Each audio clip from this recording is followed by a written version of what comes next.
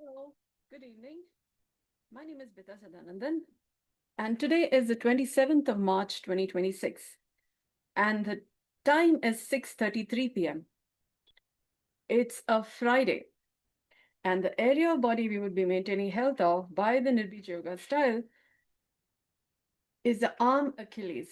Now, I should have done this yesterday, but somehow I ended up doing the wrists yesterday. So I'm doing the arm Achilles today. Now, the arm Achilles is the region before the wrist. Yeah. Like we have the leg Achilles, legs have Achilles tendon. I was thinking there is no particular name for this region. We call it the wrist versus the ankles, and there is no particular name to correspond to the Achilles of the legs. So I call that arm Achilles. And the region before that are the arm calves. Now the legs have calves, so arm calves, the calves of the arms. And the knees of the legs are the elbows of the arms. Yeah. So I could call them arm knees. Yeah, that would still be corresponding. Yeah. But we have the name elbows for it. So I continue to call it elbows, and then arm calves and arm Achilles and wrist and palms or hands. Yeah. And the whole uh, arm structure being the arm and palms being the hand area. So we tend to confuse this. We tend to call the whole arm as hands. Yeah. But it took a while for me to get my brain distinguish which is the arms and which is hands. Yeah. Um, so now I have my calendar a little more sorted out with these names. Yeah, I call it palms, I think, still, but nevertheless, hands. Yeah. Now, the arm Achilles, I found. Now I'm in the course of these doing these lives regularly, I'm refining my way of approaching it. So when I'm talking to a larger audience, or an unknown audience, I find it's better to speak in a particular format, or the format is getting more refined, so to speak. Because I'm this is like if you want to speak, do public speaking, and you want to go beyond stage fright, you go to a park and then just talk your talk, and if somebody is listening, that's the audience you have. But you expressing your thought lines is how you free up your own tongue and your own inhibitions about speaking your mind and what you need to say.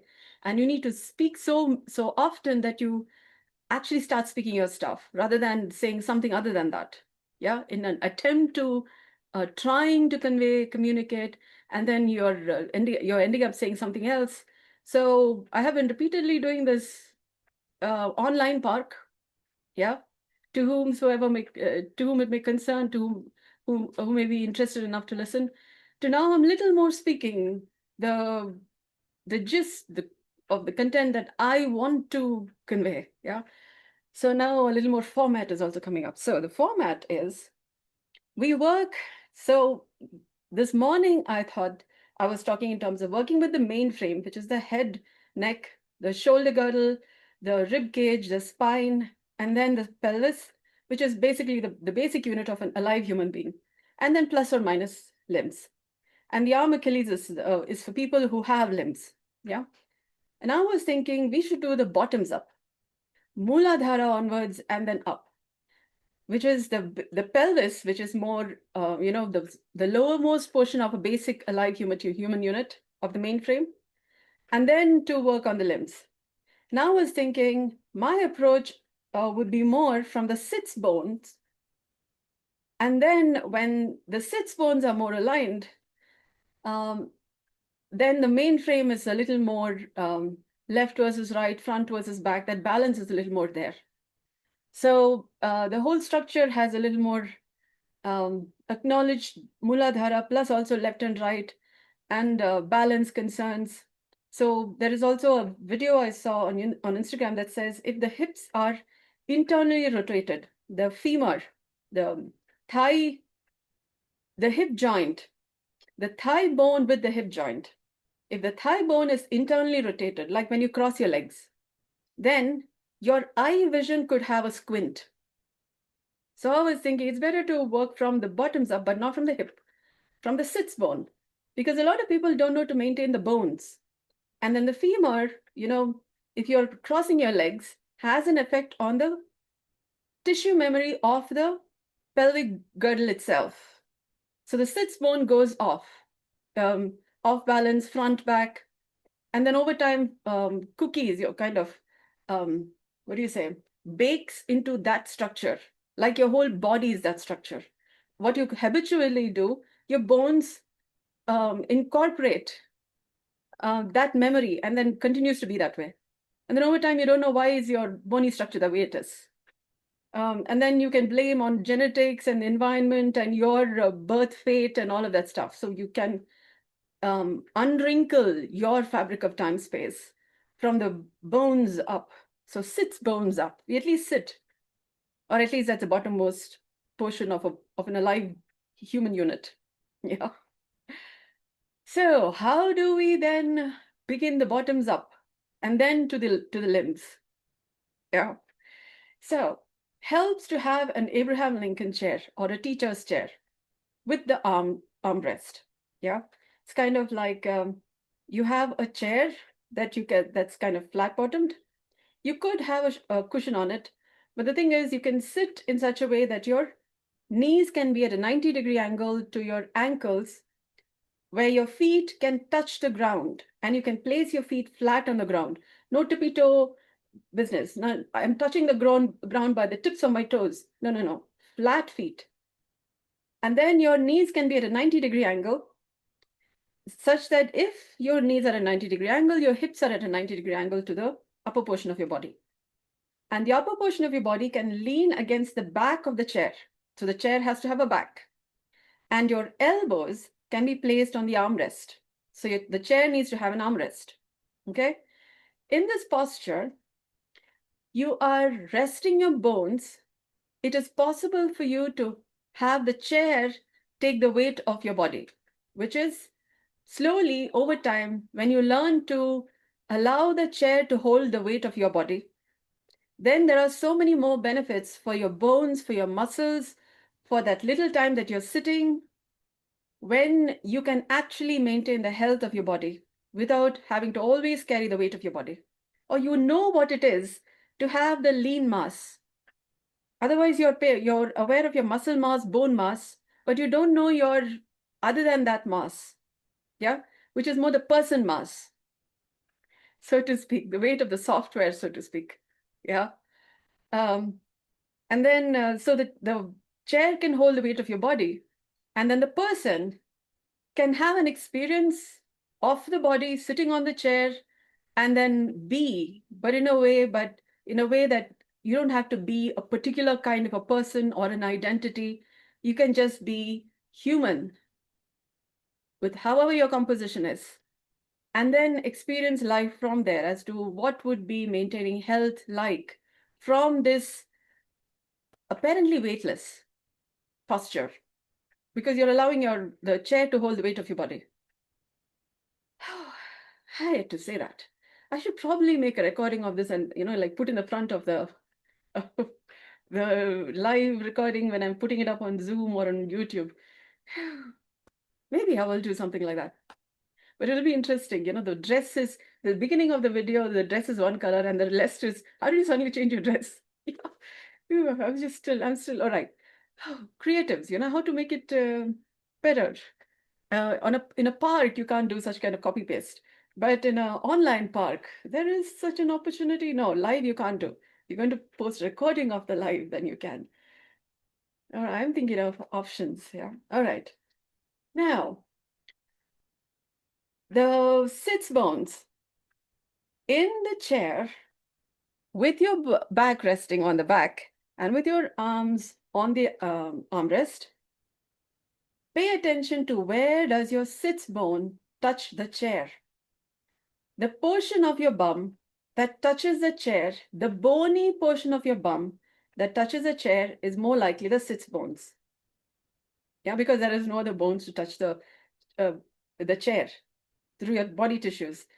Because your tail is hanging at the bottom of your spine, and unless you're on a recliner, your tail is not touching the ground.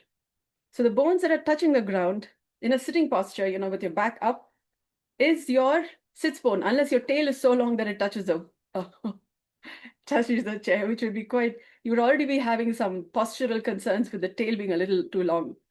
Yeah, you might be having pain in your back when you walk because your tail will be pressing against certain other important tissues. Either your tail will pain or your muscles, or those muscles will pain. Yeah. So you'll have to examine if you have a longer tail. Okay, that's still something.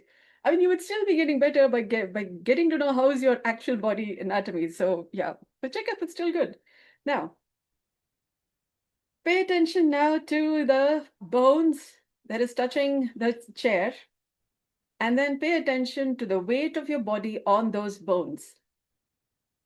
It will help if you have attended lives before. If not, I invite you to bring your attention to any sense of softness, warmth, and softness about your bum, because then it becomes easier for you to pay attention to the bones touching the chair if you can't already feel it. Yes? Yenipa? Sure? 1 minute, just coming.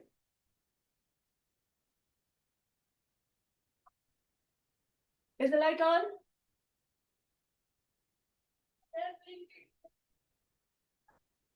All righty, people. So, now, with the awareness of warmth and softness about your bum, and to whatsoever extent you can pay attention to the bones touching the chair, pay attention to the softness of the bones. I know I'm making your life difficult, but then your life will be so much better once you can feel the softness of the bones touching the chair. The bones are soft, they're not cartilaginous.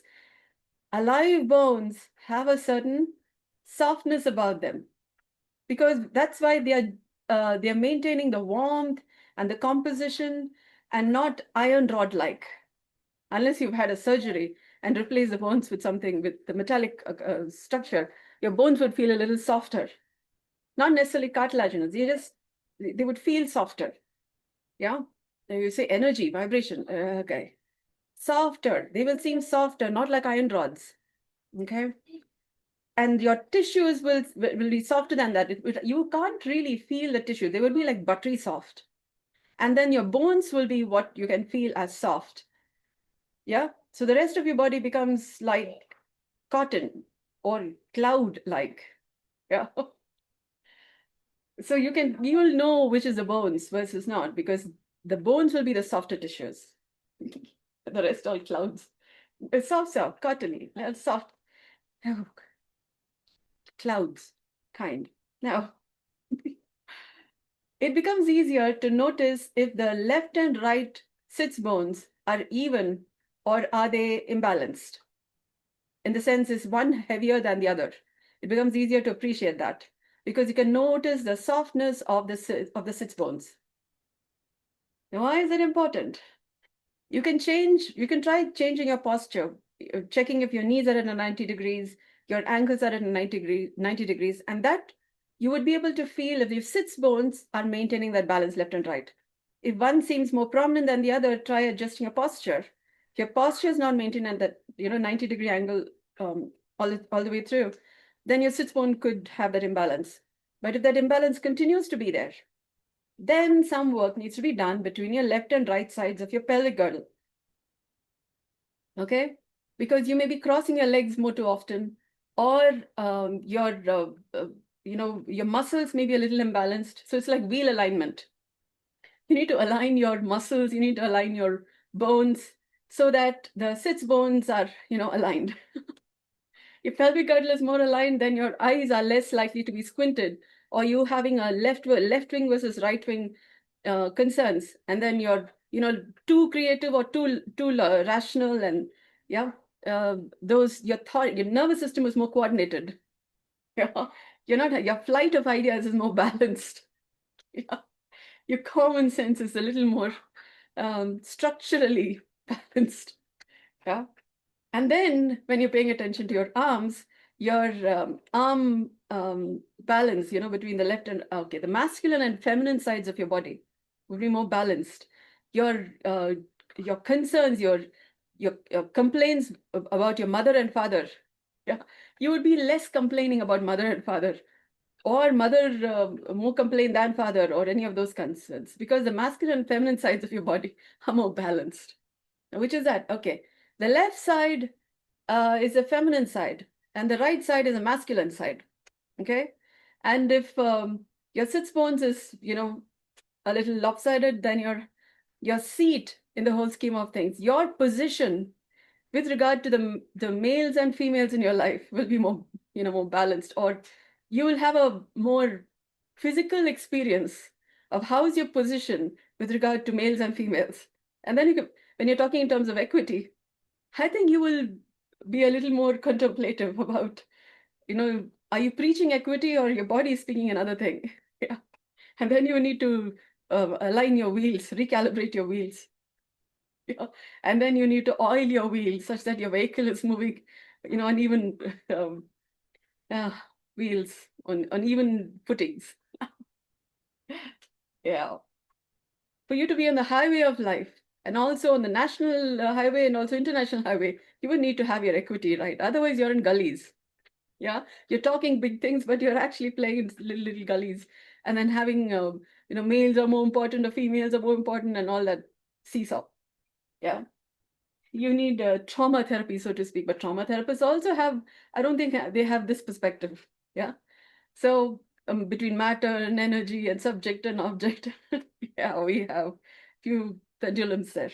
All right, on that note, once the sits bones are more appreciated in terms of weight, in terms of texture, um, your upper body bony structure is more likely to be a little more warmed up in regards to postural balance. Yeah, because if you continue to pay attention to your bones also in terms of warmth and softness, then you're slowly warming up from the bottoms up. Yeah, such that your spine over time begins to start aligning. That takes a little more work, but then, like I said, mainframe from the bottoms up. And then it becomes easier for your heart to be more rested because your body is more rested and you're paying attention to your body in terms of warmth and softness.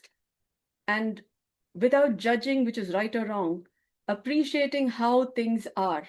Your heart is more likely to be rested and, you know, participating, coordinating in improving health than about this is how I am, and everybody going into defense mode.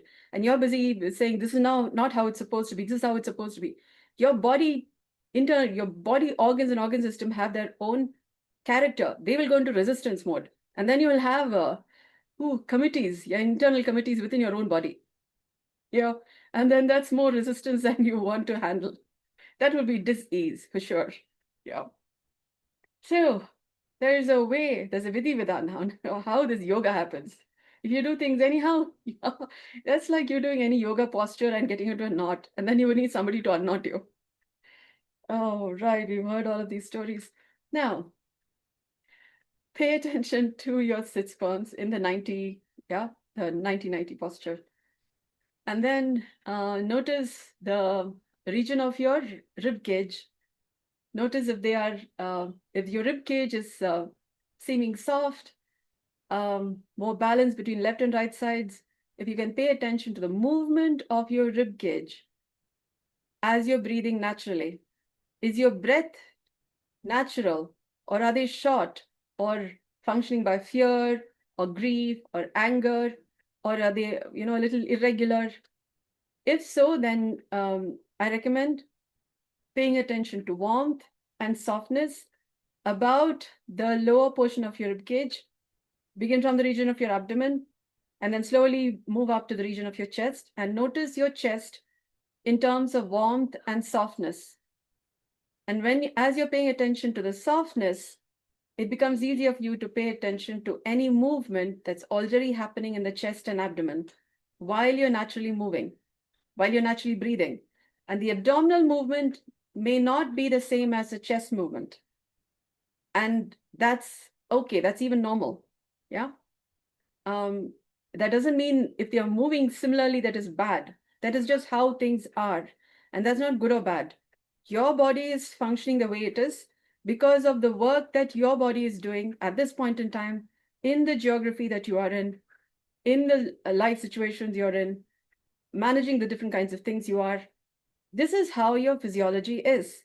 If you compare a hammer with a nail, yeah, who's going to do the hammer's job and who's going to do the nail's job? Yeah, you need to be the way you are. And if you're going to compare with somebody else, then your job doesn't get done because you're busy trying to have a composition of somebody else's body.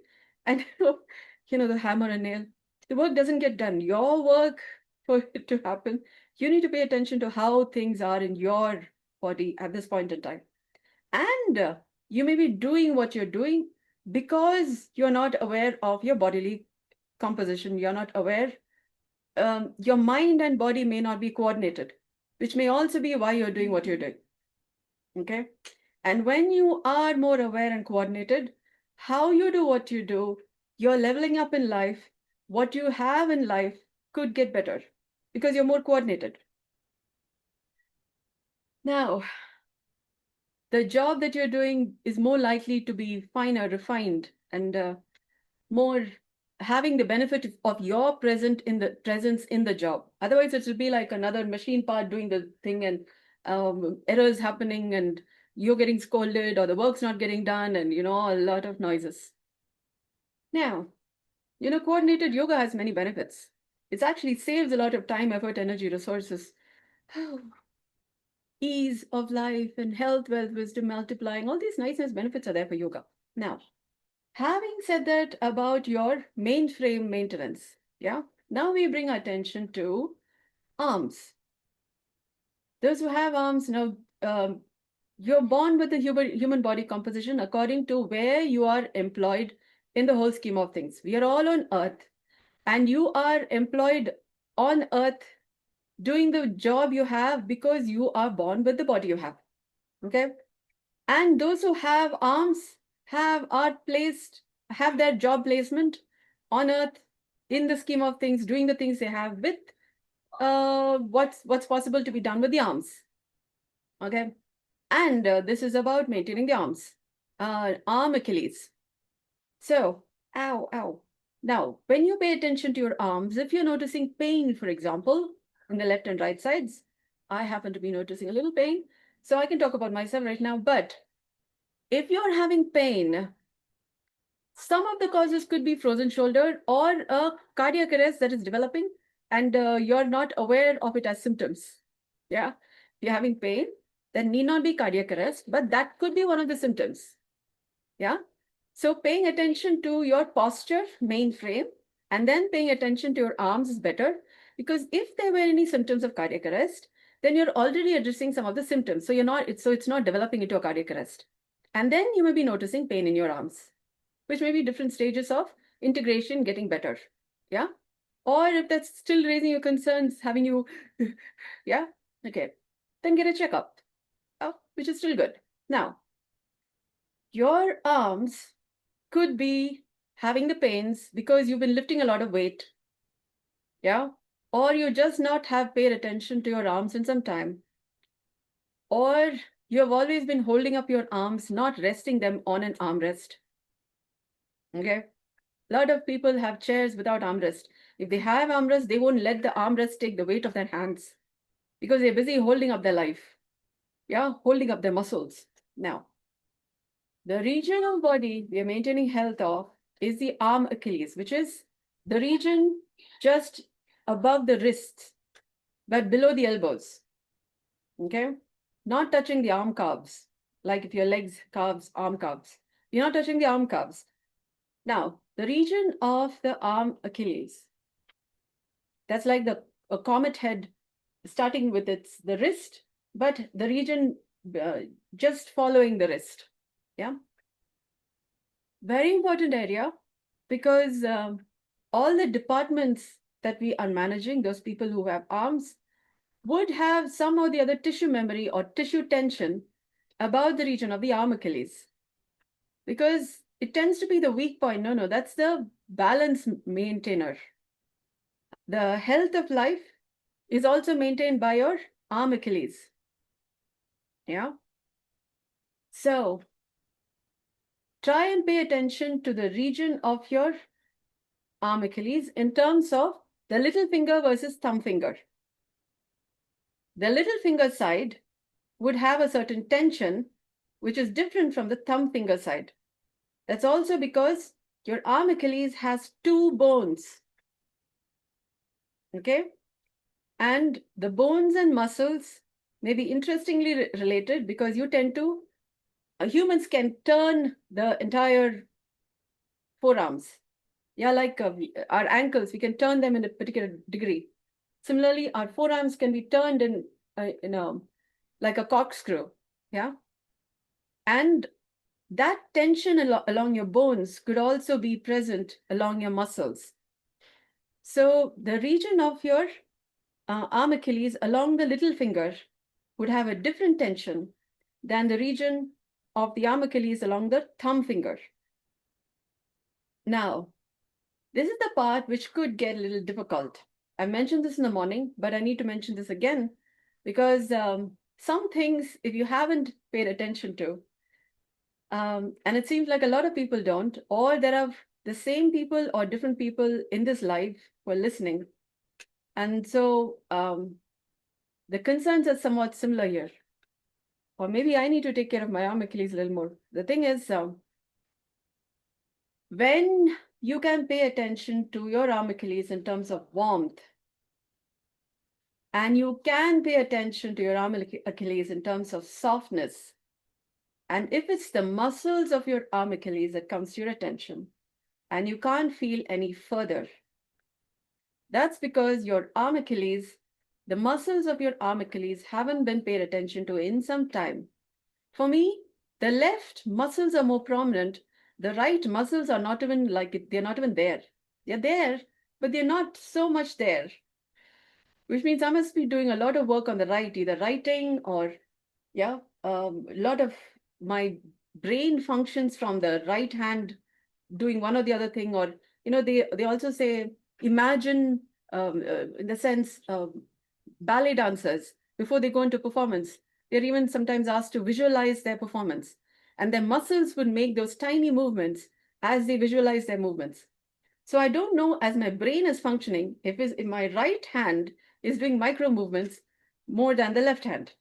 Yeah, because my right arm Achilles muscles, they're there, but they seem to be more in a subconscious level, seem to be continuing to do work than my left arm Achilles, which are more a little chalky, I can't say blocky, but a little more, a little substantial muscles, but not, doesn't seem to be doing as much work. But no. My wrist, my palms are having movement when I pay attention to the substantial nature of my arm Achilles muscles. So they are doing work, yeah? As my brain is processing, as I'm thinking, as I'm talking this, my arm Achilles is subconsciously, unconsciously moving, and they're busy at work. Left versus right. And so I cannot feel anything further. I can't feel the bones there yet because, well, they are busy at work. And I'm paying attention to how people are while they're at work. My fingers are having a moment as I'm paying attention to my arm Achilles muscles. Yeah, because they're all related buddies, work partners. Who, if you're having a, say, nerve stimulator, and then you'll be like, okay, where, yeah. But then where's the thought coming from? Which action is giving rise to, or which thought is giving rise to a subcutaneous or subconscious relationship with my muscles? And that's going to be quite something. But my right arm Achilles muscles are still not there. It's kind of like a, how do you tell this? Slushy water. I can't say slushy water. It's more like a gelatinous water. Water is a little more gelatinous. It'll have a little substance. So that's how my right arm Achilles muscles, some of them tend to feel. And the left tends to feel like, what do you call them? Leek. You slightly boil them. Yeah, it gets a little soft. Yeah. Okay, we're not talking about leek. Let's say broccoli. You slightly boil them. Yeah. They're not crunchy, but they have a little substance. That's a little. you may need to boil it a little more. Not that they become soft, buttery. No, I'm talking about a little more substantial, but that's how my left arm Achilles muscles tend to feel. Yeah, a little bit. And I have many of those stocks. So it's kind of interesting. And it's like you're describing a person as they are working. And they are like, what are you looking at? You know, if they had words to say, they, what are you looking at? I'm busy, yeah, busy doing the work, but you're looking at me, kind of. Yeah. Oh, well, okay, let's not disturb people. Yeah. But nevertheless, I'm kind of appreciating the matters. Should I do something to make the life of people in my different departments easier? Yeah. So they don't have to go through too much of worry. Yeah, or they can do their work better with the little tension. Yeah. Now, I could do a lot. For example, what I can do is right now also pay attention to warmth, but also pay attention to relaxation. Any sense of relaxation about the region of my arm Achilles, your arm Achilles too. Because when I'm paying attention to relaxation, I'm also paying attention to space in the region of my arm Achilles, which means there is skin, and then there is muscles, and then there are many muscle bundles. So that space in which there are all of these tissues, I still can't feel the bones. The bones are like in the subconscious, yeah, unconscious, okay, subconscious. They are there, but we have other people needing more attention before the bones are. How much of work must the bones be doing that I can't even feel them? That's something to be thought about. Yeah. Because I pay attention to the elbows more. I haven't been paying attention to what the arm Achilles bones have been doing because I facilitate health clinically. Yeah, I work with people, touch-based work. So if you talk in terms of quantum mechanics, is my arm still maintaining health of all those people over the years that I've been maintaining health of? I wonder, because if there is quantum mechanics happening, then my arms are still maintaining health of all those people over the years that I've been maintaining health of.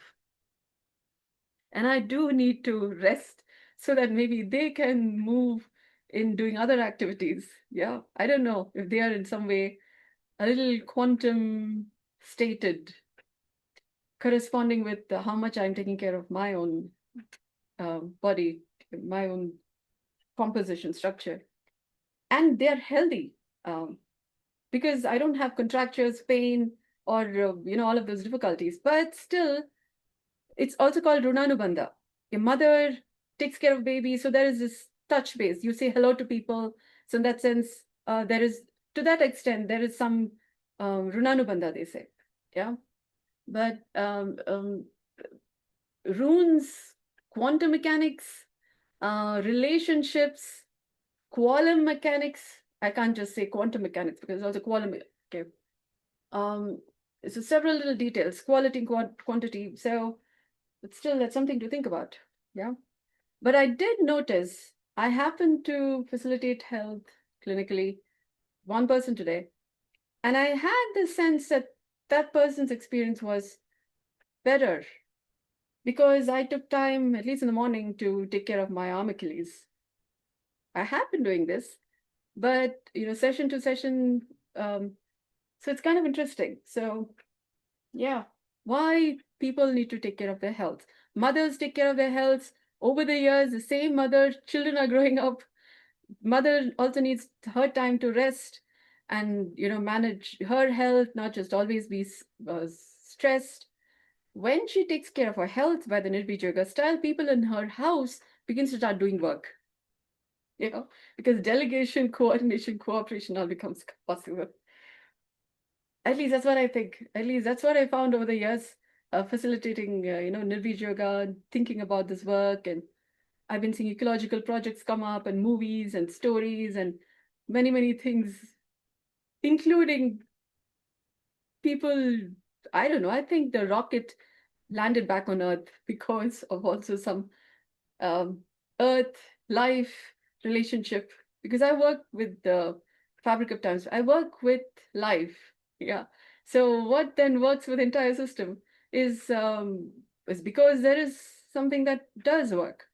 So nature is very economical, ecological. So if think work is already happening here, why do we need to, think in terms of any other planets and stars? When from here work is happening, and I'm talking about human beings are designed to live in life in the multiverse. So when humans are then learning to do this, life can show up in other planets. That's less expense than building bubbles and then living there. I'm not doing this. Life, Earth dotting finds a way by which we can have the whole system be more ecological, economic, least effort, least money expenses, but we can maximize production, but also what is possible from there. So I'm just doing my stuff. I'm working with the microcosm and macrocosm. Yoga, the benefits of yoga. So some of these. So Nirbeeja Yoga, learning it is ecologically economical too. Yeah. For example, I discovered during the 2 years of pandemic that as I practiced Nirbeeja Yoga, fewer people were getting infected to the point that they were lifting off lockdowns which were announced. Yeah. And then life again resumes. So I was thinking, one person can do this. If all of us learn, then WHO's global list of diseases will come down. Yeah. That is still a healthy economy. Yeah. So that's why one of the reasons why I'm doing these lives. Yeah. If you would like to know further details, then I recommend clicking on learn.dynamicstillnesses.com, LEARN dot DYNAMICSTILLNESSES.com.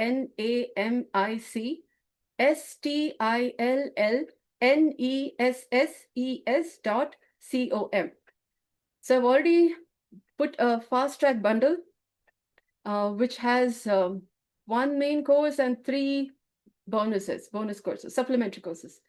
So that bundle is already available. So I invite you to invest in it. It's at an affordable price. I would like you to go to that place and then look at the price. Okay, it's an affordable price, and then begin on this, because I will slowly be updating content there. But beginning with that is how you get fast tracked a little more into at least having non-inflammatory presence. Your body being less inflamed. You have the benefit of not. I've addressed 6 pain points in that course. 6 pain points by which body tends to have inflammation. Yeah. And when you are working along what I'm recommending in that course, your life is likely to be more pleasanter. Okay. And then you have some supplements which will then help you further to improve the content, your ability to contain happiness. Otherwise, you may be functioning from a teaspoon. You can only contain so much of happiness when so much is possible. And you need to improve your body container so that you can contain better happiness. Not just happiness, but also health, wealth, and wisdom. Maybe functioning like a teaspoon. How much water can you contain in a teaspoon versus a bowl versus a truck? Yeah. So some of those benefits become possible through the course. So do consider investing. On that note, we will just pause. We have a little bit of an orientation in improving the mainframe and also the arm Achilles. Some of the things, what could be present. I will update content on learn.dynamicstillnesses.com. I'm thinking of a subscription plan where I can put down content so you can visit it according to what you're ready for. You can watch for that part of the body and then practice at your own time. So that becomes possible too. So about the arm Achilles, I will slowly, I'll come to that. But right now, I'm more focusing on the structural manner of approaching this. So there is this fast track bundle that I'm looking at, silver ascent membership. So slowly, I'm just looking at how to then put in content such that you are warming up to having the benefits from this, and then go to the tactics of it. So tactics would be then the specifics of different, different, not just body parts, but what are several other fine details from there. So I'm just building it on a structural manner, but let's see. I may just stagger on what I'm going to be working on, so that first things first, and then so prioritizing. So thank you so much for joining me. I hope this has been of value to you, but also you are a little more aware of what I'm doing, what's happening in the background. But you also see options by which to have your life be better, your health be better, and your community's health be better. So you may be on, a little, we'll see about that bit, but you will not know until you actually jump in and then check what's available. So you know who's the person, what's actually happening, and then how do you see the matter?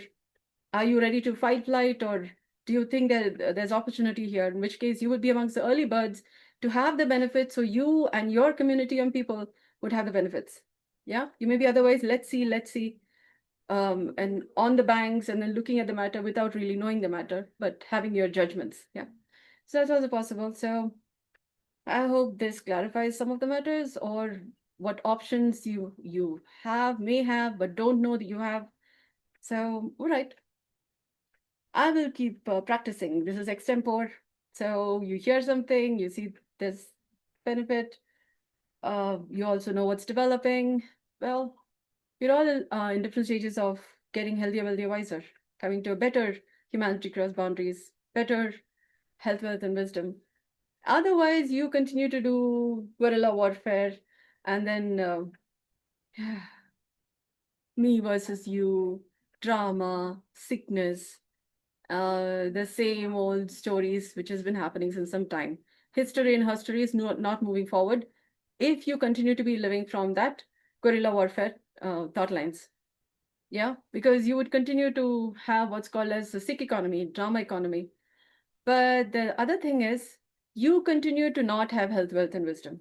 The more you are functioning from competition, comparison, you don't have what it takes to have true health, wealth, and wisdom. And that's what original human intelligence makes available. You go beyond competition, you go beyond comparison, and what is possible from there. It's a very different worldview. It's a very different lifestyle, life view. What you see is possible in life, many things, very different. So I will leave this thought line. Yeah. Thank you so much for joining me. I hope this has been of value to you. Good day.